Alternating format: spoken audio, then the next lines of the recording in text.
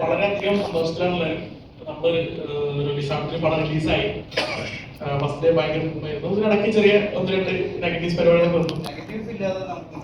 പറ്റില്ല. അപ്പൊ അതെ,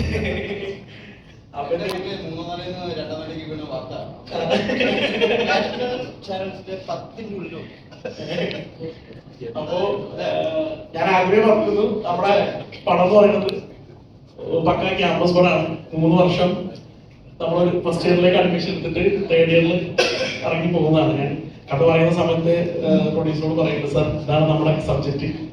അപ്പോ ആ രീതിയിലാണ് സിനിമയെ കാണുന്നത്. ഇപ്പൊ നാളെ ഇന്നത്തോടുകൂടി എക്സാം എല്ലാം തീരുകയാണ്. എക്സാമിന്റെ ബഹളത്തിൽ തീർന്ന് ഇനി വരാൻ പോകുന്നത് നമ്മുടെ ഡെർബി കലഹാണ് തിയേറ്ററിൽ. എല്ലാ വിദ്യാർത്ഥികളോടും പറയാനുള്ളത്, കോളേജ് ക്യാമ്പസിലുള്ള എല്ലാവരോടും പറയാനുള്ളത്, പ്ലസ് ടു കഴിഞ്ഞവരോട് പറയാനുള്ളത്, നിങ്ങൾ ഡിഗ്രിക്ക് ഡെർബി പോയി ജോയിൻ ചെയ്യാം തിയേറ്ററിൽ പോയിട്ട്. അതുപോലെ തന്നെ നമ്മുടെ കോളേജിൽ എല്ലാവരും പറയാനുള്ളത്, മിസ് ചെയ്യുന്ന ആൾക്കാരൊക്കെ വീണ്ടും കോളേജ് നമ്മുടെ തിയേറ്ററിൽ പോയി കാണാനുള്ളതാണ്. അപ്പോൾ എല്ലാവരും തിയേറ്ററിൽ പോയി കാണാം. പിന്നെ നിങ്ങൾ എല്ലാവരുമാണ് അതിനെ സപ്പോർട്ട് ചെയ്യേണ്ടത്. വലിയ ബൂം ഉണ്ടാക്കാനൊന്നും ഇപ്പോൾ നമുക്ക് പറ്റിയിട്ടില്ല, പക്ഷെ അത് റെഡിയായിക്കൊണ്ടിരിക്കുന്നു. ജെന്യൂൻലി പറയുകയാണെങ്കിൽ ഇന്നലെ നൈറ്റ് ഷോ മാത്രം 25 തിയേറ്ററിൽ നമുക്ക് ഹൗസ്ഫുൾ ആയിട്ട് ഓടിയിട്ടുണ്ട്. അതെ, നമുക്ക് ഒരുപാട് എക്സ്ട്രാ ഷോസ് പാഡ് ചെയ്തുകൊണ്ടിരിക്കണം. അപ്പൊ അത് വളരെയധികം സന്തോഷമുണ്ട്. അങ്ങനെ ഒരു ഫീലിലാണ് ഇപ്പൊ നിൽക്കുന്നത്. അപ്പൊ എല്ലാവരും സപ്പോർട്ട് ചെയ്യും.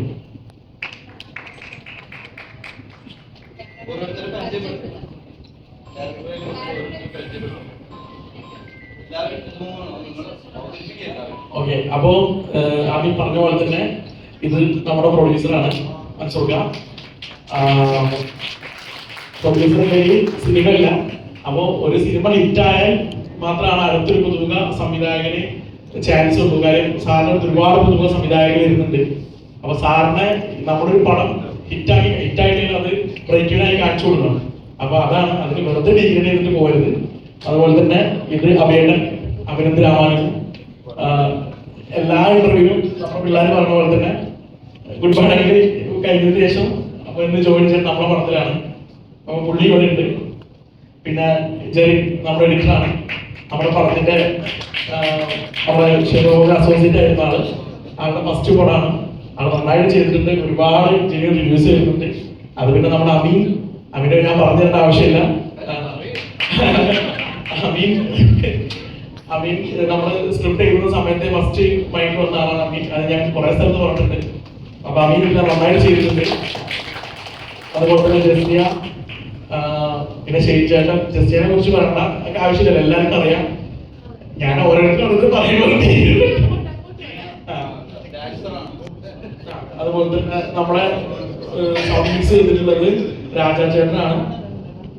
രാജേട്ടൻ ഒരു സറൗണ്ട് മിക്സിൽ കുറച്ച് പരിപാടിയൊക്കെ സെറ്റ് ചെയ്തിട്ടുണ്ട്. അതെല്ലാം തിയേറ്ററിൽ കാണുന്ന സാധനമാണ്. ഇനിയിപ്പം കാണാത്ത ആൾക്കാരൊക്കെ വന്നിട്ട് ഒരാൾ റിവ്യൂ ഇട്ടപ്പോൾ ഞാൻ അവർക്ക് മെസ്സേജ്, ബ്രോ എവിടെന്നാ പടം കണ്ടത്? മുംബൈയിൽ പടം റിലീസായിട്ടില്ല. അയാൾ വന്നിട്ട് പറയണെന്ന് വെച്ചാൽ ഫസ്റ്റ് ഹാഫ് കഴിഞ്ഞ് ഉറങ്ങിപ്പോയിരുന്നു. അപ്പൊ ഞാൻ ചുമ്മാ എനിക്ക് സങ്കടം കൊണ്ട് ഞാൻ മെസ്സേജ്, ബ്രോ എവിടെന്നാ പടം കണ്ടത്? പറഞ്ഞു വെച്ചത്. അപ്പൊ പുള്ളി പറയുന്നത്, ബ്രോ ഞാൻ മുംബൈയിൽ നിന്ന് വെച്ചപ്പോ ആന്ധ്രയിൽ മാറുന്നൊക്കെയാണ് ബാക്കിയുള്ളത്. അപ്പൊ ഇങ്ങനെയൊക്കെയാണ് റിവ്യൂ വരുന്നത്. അപ്പൊ അതിൽ ഭയങ്കര വിഷമമുണ്ട്. അതുപോലെ തന്നെ ഗോപിച്ചേട്ടനാണ് നമ്മളെ മ്യൂസിക് കൈകാര്യം ചെയ്തിട്ടുള്ളത്. ആള് നന്നായിട്ട് ചെയ്തിട്ടുണ്ട്, നന്നായിട്ട് വർക്ക് ചെയ്തിട്ട് ഞാൻ വർക്ക് ചെയ്യിപ്പിച്ചിട്ടുണ്ട്. കാര്യം പുള്ളിനെ ഇരുത്തി അങ്ങനെയല്ല, ഞാൻ എപ്പോഴും പുള്ളിയോട് പറയും, നമുക്ക് ഇതിങ്ങനെ വേണ്ടത് ഇരുത്തി നമ്മൾ ഒരുമിച്ച് ചെയ്തിട്ടുള്ള ഒരു വർക്കാണ്. അപ്പൊ അത് നന്നായി വന്നിട്ടുണ്ട്. പിന്നെ അങ്ങനെ ഒരുപാട് ടെക്നീഷ്യൻസ്, ഞാൻ ആരും വിട്ടുപോയിക്കണമെന്ന് അറിയില്ല. ഇല്ലല്ല, വന്നിട്ടില്ല. കൊറിയോഗ്രാഫർ ഉണ്ട്. അതേപോലെ നമ്മുടെ കോസ്റ്റ്യൂമർ നിസാർക്ക, മേക്കപ്പ് മാൻ നമ്മുടെ റഷീദ്, അങ്ങനെ ഒരുപാട് ആൾക്കാരുണ്ട്. എല്ലാവരും ഞാൻ ഓരോരുത്തർ പറയുന്നില്ല. ഇനി ഇവിടുത്തെ പറഞ്ഞ അനു ഈ പറഞ്ഞ പോലെ തന്നെ എല്ലാവരും ഫസ്റ്റ് ഡേ ഭയങ്കര എനർജിയിൽ വന്നിട്ട് പിന്നെ അങ്ങനെ ഡൗൺ ആയി. അതൊക്കെ ഇപ്പോൾ ഊർജിതമായിട്ട് വരുന്നുണ്ട്. കാരണം അവരുടെ ഒരുപാട് മെസ്സേജ് വരുന്നുണ്ട്. സുവർണക്ക് ഒരുപാട് മെസ്സേജ് കാരണം വരുന്നുണ്ട്. അതിനെ പറ്റി ഞാൻ പറയേണ്ട ആവശ്യമില്ലല്ലോ. അതും നമ്മുടെ പടത്തിലെ നായകനാണ്. അതും നന്നായിട്ട് ചെയ്തിട്ടുണ്ട്. അതുപോലെ തന്നെ ഫായിസ്, ശിവരാജ് പറഞ്ഞ പോലെ തന്നെ ഒരുപാട് കമന്റ് ശിവനെ കുറിച്ച് നമുക്ക് വരുന്നുണ്ട്. അതുപോലെ തന്നെ നമ്മളെ PR പ്രീശേട്ടൻ, പിന്നെ ഇവിടുത്തെ PR മണി ചേച്ചി, ശരി ചേട്ടാ, എല്ലാരും ഇഷ്ടപ്പെടാതിരിക്കും. പക്ഷെ ഇഷ്ടപ്പെട്ട സിനിമയെ മനഃപൂർവ്വം ഇഷ്ടപ്പെടാത്ത തീർക്കുക എന്ന ലക്ഷ്യത്തോടെ ഉള്ള പരിപാടികൾ നമ്മുടെ സിനിമയ്ക്ക് മാത്രമല്ല. നമ്മുടെ പടത്തിനെ പറ്റി അങ്ങനെ നെഗറ്റീവ് റിവ്യൂസ് പറയുന്നുണ്ടെങ്കിൽ നമ്മൾ ആരൊക്കെ ഭയക്കുന്നുണ്ടെന്ന് തന്നെയാണ്. അപ്പൊ ഇപ്പൊ ഞാൻ ചില പടം ഞാൻ നെഗറ്റീവ് പോലും ഓക്കെ അത് ഒരു മത്സര വിഭാഗത്തിൽ ഉണ്ട്. പക്ഷെ അവിടെ പ്രശ്നം എന്താണെന്ന് വെച്ച് കഴിഞ്ഞാല് മനസ്സുക ഞാൻ മനസ്സിലാക്കി ഓപ്പണായിട്ട് പറയാം, വളരെ നല്ലൊരു പ്രൊഡക്റ്റാണ്. റിലേഷൻഷിപ്പിനെ പറ്റി പറയുന്നില്ല. അപ്പൊ ഇനിയും മനസ്സുകൂടി പറഞ്ഞ രീതിയിൽ ഇനിയും മലയാള സിനിമയിൽ കുറെ നല്ല സിനിമകൾ, ഇപ്പൊ നമ്മളെല്ലാം യൂത്താണ്, ഇവിടെ എല്ലാവരും ഇരിക്കുന്നത് യൂത്ത് സിനിമക്കാരുടെ ഉള്ളിലാണ്. ഒക്കെ വിശ്വസിച്ചിട്ട് പുള്ളി ഇത്രയും വലിയൊരു എമൗണ്ട് നമ്മളെല്ലാം വിശ്വസിച്ചാണ് പുള്ളി ഇറക്കുന്നത്, പുള്ളി ഇൻവെസ്റ്റ് ചെയ്യുന്നത്. അപ്പൊ പുള്ളിക്ക് പറഞ്ഞ രീതിയിൽ ഒരു സിനിമയിൽ വിശ്വാസം ഉറപ്പിച്ച് സച്ചിനിലും കവിതത്തിലും എന്തിനും അഭിനയിച്ചിട്ട് എല്ലാ ആർട്ടിസ്റ്റിലും വിശ്വാസം അർപ്പിച്ച് പുള്ളി ഇങ്ങനെ ഇൻവെസ്റ്റ് ചെയ്യുന്ന സമയത്ത് നമുക്ക് നല്ലൊരു ഔട്ട്പുട്ട് കൊടുക്കുന്നത് ഉത്തരവാദിത്വമാണ്, നമുക്ക് കൊടുക്കണം. ഞങ്ങളെ സംബന്ധിച്ചിടത്തോളം നമ്മൾ ക്രിയേറ്റീവ്സ് നമ്മളെല്ലാം ഹാപ്പിയാണ്. എത്രോ ആയാലും ഞാനും സച്ചിനും കുറെ തന്നെ കെട്ടിട്ടു, ഞങ്ങൾ കരഞ്ഞ് പോയല്ല സീരിയസ്ലി വളരെ ആത്മാർത്ഥത്തോടെ പറഞ്ഞു. ഞങ്ങൾ കുറെ കയ്യിൽ നിന്ന് പോയി, ബിക്കോസ് അത് എക്സ്പെക്ട് ചെയ്യുന്നില്ല. ആയതുകൊണ്ടാണോ ഞാനിപ്പോഴും ഇവിടെ വന്നിരിക്കുന്നത്. 2-3 മുന്നേ ഇവർ വിളിക്കാൻ തുടങ്ങിയതാണ്. അന്ന് എനിക്ക് പക്ഷേ എഴുന്നേറ്റ് നടക്കാൻ തീരെ വയ്യാതെ. അപ്പൊ എന്തായിരിക്കും വയ്യാതെന്ന് ആലോചിച്ച് നോക്കിയാൽ നമ്മൾ പറയില്ല, സീരിയസ് ആയിട്ട് പറഞ്ഞു കല്യാണം അറിയില്ല, വൈറസ് കൊച്ചി നടക്കുന്നത് ഞാൻ ഷർട്ടൊക്കെ ഇട്ടിട്ടാണ് സ്റ്റോപ്പ് ചെയ്ത് വെച്ചിട്ട്. ഡർബിയിലെ നിലവിൽ ഇപ്പൊ നമ്മളോടൊപ്പം ഉള്ളതിൽ ഏറ്റവും സീനിയർ ആയിട്ട് അല്ലെങ്കിൽ എക്സ്പീരിയൻസ്ഡ് ആയിട്ടുള്ള ഒരു ആക്ടർ ഷൈൻ ചേട്ടനാണ്. ബാക്കിയുള്ള എല്ലാവരും ഒരു വർഷം കൂടുതൽ എക്സ്പീരിയൻസ് അത് വേറെ മേഖലയല്ലേ, അഭിനയ മേഖല ഞാൻ ഉദ്ദേശിച്ചത്. അഭിനയ മേഖല 44 പറയും. അപ്പൊ ഇതിലേക്ക് നേരത്തെ പറഞ്ഞ പോലെ നെക്സ്റ്റ് ജനറേഷൻ ആണ് സിനിമയിലെ, മലയാള സിനിമയിലെ. അപ്പം ഇതിലേക്ക് വരുമ്പോ നെക്സ്റ്റ് ജനറേഷൻ ആണ്, അപ്പം ജെൻസി ആണ്. അപ്പം ഇവരിൽ നിന്ന് എന്തൊക്കെ പഠിക്കാൻ പറ്റി, അല്ലെങ്കിൽ ഷൈൻ ചേട്ടൻ എന്തൊക്കെ ഇവരെ പഠിപ്പിക്കാൻ പറ്റി? ഇവരിനി പടം ചെയ്യുന്ന സമയത്ത് നമ്മളെങ്ങനെ വിളിക്കുക, ഇടയ്ക്ക് അച്ഛനായിട്ടും അമ്മാവനായിട്ടും ഡാഡി റോളാണെങ്കിലും അല്ലേ, നല്ല പഞ്ചാര ഡാഡി റോളാണെങ്കിലും അതാ ഇംഗ്ലീഷിന് പറയണമെന്ന് പറയുന്നത്. നിങ്ങൾ ഇംഗ്ലീഷിലാണ് ചേട്ടാ നേരത്തെ പറഞ്ഞ സിനിമയിലേക്ക് എത്താൻ പറ്റും തോന്നുന്നുണ്ടോ? ഇത് സൊസൈറ്റിയുടെ ഒരു പ്രതീക്ഷയിൽ അല്ലാതെ ഒരു രാവിലെ മുതൽ ഉച്ച വരെ പഠിക്കും, അവൻ പഠിക്കും ചോദിക്കും. ഇൻഫ്ലുവൻസർ അല്ലാത്ത താല്പര്യമില്ലാത്ത ഒരാളാണ്. ഇരുപത് നോക്കിയിട്ടുണ്ടോ? ക്ഷമയായിട്ട് 2 മിനിറ്റ് നോക്കിയാൽ അപ്പൊ ഒരു ഷൂട്ട് അവൻ പൂർണ്ണമായിട്ട് പൂർത്തീകരിച്ചിട്ടുണ്ടെങ്കിൽ അവൻ അതിനു വേണ്ടിയിട്ട് തന്നെ വന്നവരാണ്. എല്ലാം ഉച്ചയാകുമ്പോൾ പോകും, ആ ഉച്ചയാകുമ്പോഴേക്കും പോകും. നോക്കിക്കോ, പിന്നെ ഷൂട്ട് കൊണ്ട് വന്നിട്ട് ഉച്ചയാകുമ്പോഴേക്കും പോകും. അടുക്കും ഉച്ചയാകുമ്പോഴേക്കും ആരോടാ എന്തെങ്കിലും ആവോ, ഊണാവും.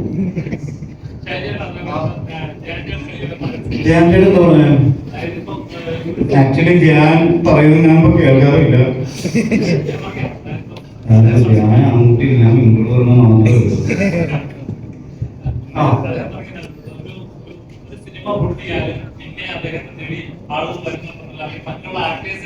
അത് കലക്ഷൻ കൊടുക്കുന്നവരെ വീണ്ടും മനസ്സിലാക്കുന്നില്ലേ?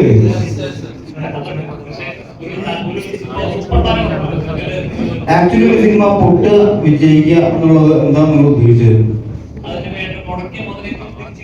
മുടക്കിയ മുതലേ തിരിച്ചു കിട്ടുന്നില്ലെങ്കിലും ഒരു സിനിമ ഷൂട്ട് ചെയ്ത് തുടങ്ങുമ്പോൾ 60-70 പേർക്ക് സ്ഥിരം ജോലിയാണ്, 10-40 ദിവസമാണ്. അപ്പൊ അതൊരു വിജയമാണ് സിനിമയുടെ.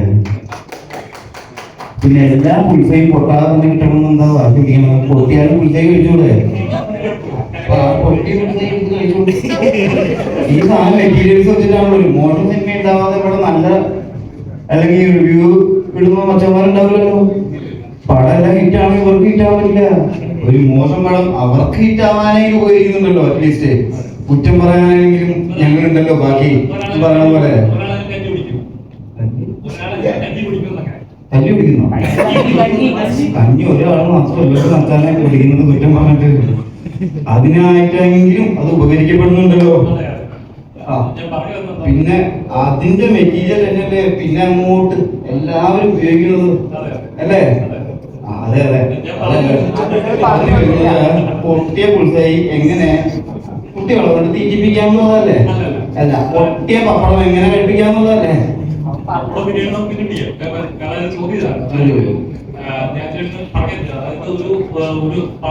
ഒരു പടം പൊട്ടുകയാണ് അല്ലെങ്കിൽ ഒരു പടം വിജയിച്ചില്ല എന്നുണ്ടെങ്കിൽ പിന്നെ അദ്ദേഹത്തിന്റെ പടങ്ങൾ വരുന്നുണ്ടെങ്കിൽ അത് മറ്റുള്ള നായകന്മാരല്ല മറ്റുള്ള ആക്ടേഴ്സിനെ മാർക്കറ്റ് ചെയ്തോ മറ്റുള്ള ആക്ടേഴ്സിനെ സമീപിക്കാൻ പറ്റാത്തതും അല്ലെങ്കിൽ ആ റവന്യൂ മീറ്റ് ചെയ്യാൻ പറ്റാത്തതുകൊണ്ടാണ്.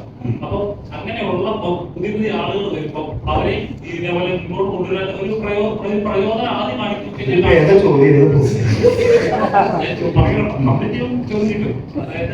പുതിയ ആൾക്കാർ വരുമ്പോൾ പ്രചോദനം ഉണ്ടെങ്കിലും പിന്നീട് അവരെ ഫ്രണ്ടിലോട്ട് കാണും. സിനിമയ്ക്ക് അങ്ങനെ ഒരു ഇതുണ്ട്. ഇപ്പൊ നിലനിൽക്കുന്നവർ കുറച്ച് പേര് മാത്രമേ ഉള്ളൂ, എന്നാൽ വരുന്നവർ കുറെ പേരാണ്, നിലനിൽക്കുന്നവർ വളരെ കുറച്ച് പേര് മാത്രമാണ്. എത്ര ഗാന്ധിജിമാരുണ്ട് ലോകത്ത്? എത്ര ചാപ്ലിൻ, എത്ര മൈക്കിൾ ജാക്സൺ,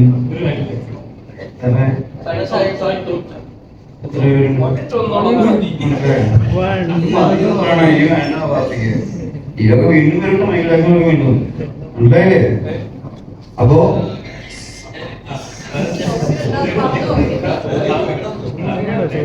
ഇതൊക്കെ നമ്മളറിയുന്ന ആൾക്കാര് ഓരോരുത്തരുടെയും ലൈഫ് ഓരോ രീതിയിലാണ് അവര് ഡിസൈൻ ചെയ്യുന്ന പോലെയാണ് അല്ലെ? അതുകൊണ്ട് ബാക്കിയുള്ളവരെ കെട്ടിക്കൊണ്ടാൻ പറ്റുമോ? അവരവരുടെ ജീവിതം അതാത് രീതിയിൽ ആഘോഷിക്കുകയും അല്ലെങ്കിൽ അനുഭവിക്കുകയും അനുഭവിച്ചും സന്തോഷിച്ചും അങ്ങനെ പോകുന്നുണ്ട്. അച്ഛനെ അവരെല്ലാവരെയും നമ്മളെ എല്ലാ ദിവസവും കൊണ്ടുനടക്കും. ഇല്ലല്ലോ, ഏത് പാർട്ട്ണറിനെ പോലും നമ്മൾ കൂടെ കൊണ്ടുനടക്കുമെന്ന് ഉറപ്പുണ്ടാവും. പറയാൻ പറ്റില്ലല്ലോ, നമ്മൾ ഒരുമിച്ചല്ലല്ലോ ഈ ഷിപ്പിൽ കയറി വന്നത്. അപ്പൊ ഒരുമിച്ച് എല്ലാം തിരിച്ചു കൊണ്ടുവന്നു അല്ലേ? ഓരോരുത്തർക്കും ഓരോ ദിവസമല്ലേ? അതുകൊണ്ടല്ലേ ക്രിസ്മസ് വേറെ, റംസാൻ വേറെ അല്ലേ? അല്ലെങ്കിൽ എല്ലാവരും കൂടി ഒരു ഒറ്റ ദിവസമായി വന്നിരുന്നില്ലേ?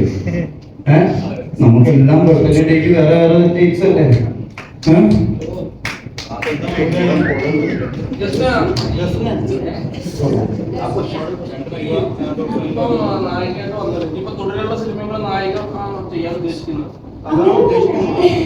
അല്ല, ഇപ്പൊ ഈ ഡർബിയിലാണെങ്കിലും ഇപ്പൊ നായികാന്നുള്ളതിലുപരി ആ പറയാനുള്ള ഒരു ക്യാരക്ടറിനെ ഫ്രം ദി ബിഗിനിങ് തൊട്ട് അവസാനം വരെ പല ഇമോഷനിലും പെർഫോം ചെയ്യാനുണ്ട്. ഇപ്പൊ ഞാൻ എപ്പോഴും ഞാൻ പെർഫോം ചെയ്യാൻ സ്കോപ്പുള്ള ക്യാരക്ടേഴ്സ് ആണ് നോക്കുന്നത്. മറ്റുള്ള നായിക മാത്രമേ ചെയ്യുന്നത് ഒരു നിർബന്ധമില്ല. അതേപോലെ ഈ ജസ്റ്റിന്റെ പേര് ഒരു മെനക്കെട്ട പേരാണ്. കിട്ടില്ല പേര് അപ്പൊ പിന്നെ ഈ നടിയുടെയായിട്ട് വളർന്നു വരാമല്ലോ, പേര് മാറ്റാൻ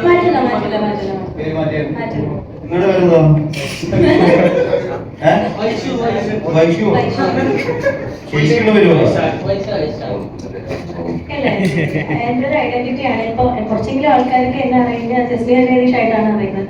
അതങ്ങനെ പേരില്ലേ ഈ ജസ്റ്റിയാണോ ജസ്റ്റിയാണോ അയ്യപ്പനാണോ അത് തീരുമാനിച്ചത് നമ്മുടെ സാനിയയുടെ പേര് കൺഫേം ആയ ഏതാണ്? അയ്യപ്പനാ ഇപ്പനാ? കൺഫേം ആയ? കുറച്ച് കാലം പറഞ്ഞില്ല.